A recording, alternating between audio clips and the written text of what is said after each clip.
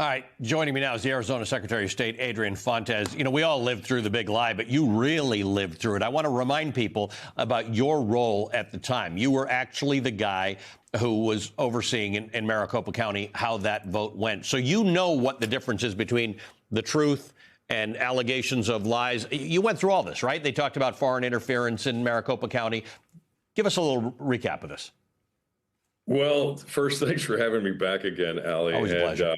Yeah, it is my lived experience. I was the Maricopa County Recorder in 2020, and we ran that election with integrity. And all the folks who worked in all the polling places, the warehouse, they did their job. They did their job well. As a matter of fact, not unlike the president, I also lost my own reelection on that very same ballot. And you didn't hear me whining about it because I know that it was a good election. Not a great political outcome, but a good election. And we saw armed protesters outside of our warehouse. We had Alex Jones and the Q Shaman screaming our names.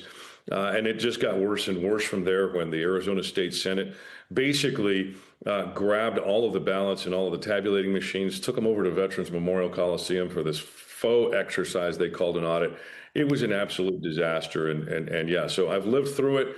I've been living through it, and some people still wonder why I ran for Secretary of State in 2022, just to keep fighting it. But it's a good fight against the lies, against the falsehoods, and for the Constitution, and really, at the end of the day, for all of Arizona's voters and ultimately for all American voters. And ironically, you lost the election, but what happened subsequently ended up helping you win as Secretary of State, because a lot of Republicans in your state take elections and election integrity really seriously, and they felt that this was a nonpartisan exercise at trying to fix these things.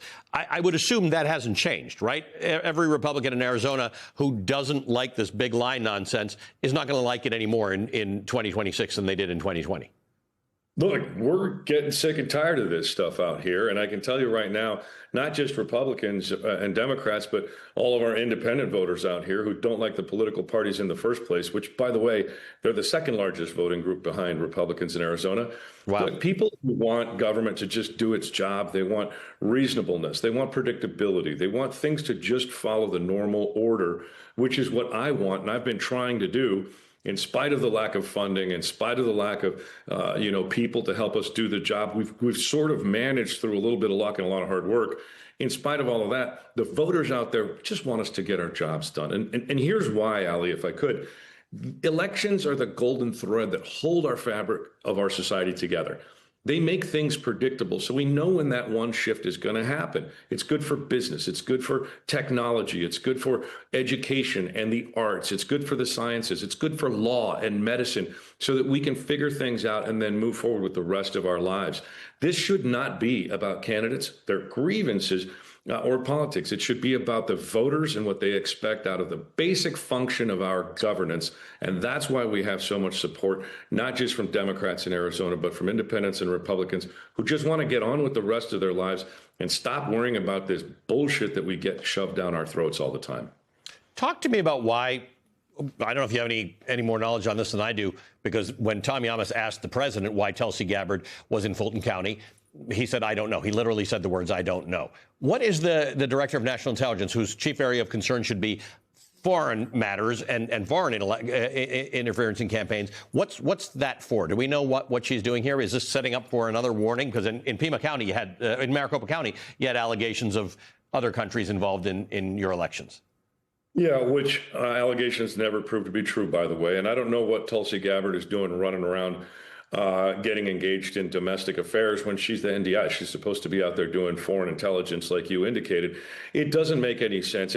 And truth be told, the president probably doesn't have any idea what's going on. I mean, half the time he doesn't know what the hell he's talking about anyway. Clearly hasn't read the Constitution. And look, like you said in the opening bit here, if he's afraid of getting impeached, maybe he should just resign. Instead of just going in there and forcing upon the United States of America a system of elections that is not an American system. It is not a constitutional system. It is not anything that follows sort of the regular order of business, which is what folks just want to get back to. We're sick and tired of this nonsensical grievance of going back to 2020 and back to 2020. It's like Shanna Bellows said, he's like the ex-boyfriend that can't get over the breakup. It's like, get over it, bro. You're the president of the United States. Start acting like one. Stop being that spoiled rich kid that didn't get his way that one time. But I will say this, and it's really important, because when you're talking about elections and election integrity and that things were bad, you're not talking about guys like me. You're talking about the regular tens of thousands of Americans out there who actually the work for voters, the poll workers, the folks that drive the trucks and the equipment, the folks at the warehouses that are doing that stuff. Those are regular, good, solid, hardworking Americans that do it for all of the rest of us.